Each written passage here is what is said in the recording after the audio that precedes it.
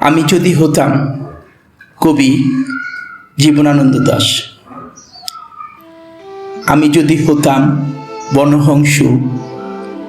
বনহংসী হতে যদি তুমি কোনো এক দিগন্তের জলশিরি নদীর ধারে ধানক্ষেতের কাছে ছিপছিপে স্বরের ভিতর এক নিরালা নীড়ে, তাহলে আজ এই ফাল্গুনের রাতে ঝাউয়ের শাখার পেছনে চাঁদ উঠতে দেখে আমরা নিম্নভূমির জলের গন্ধ ছেড়ে আকাশে রূপালী শস্যের ভিতর গা ভাসিয়ে দিতাম।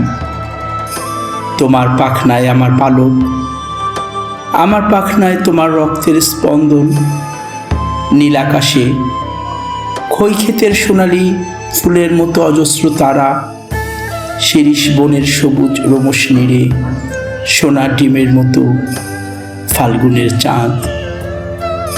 হয়তো গুলির শব্দ, আমাদের তীর্যক গতিস্রোত, আমাদের পাখায় পিষ্টনের উল্লাস, আমাদের কণ্ঠে উত্তর হাওয়ার গান। হয়তো গুলির শব্দ, আবার আমাদের স্তব্ধতা, আমাদের শান্তি। আজকের জীবনের এই টুকরো টুকরো মৃত্যু আর থাকতো না আজকের জীবনের টুকরো টুকরো সাধের ব্যর্থতা ও অন্ধকার। আমি যদি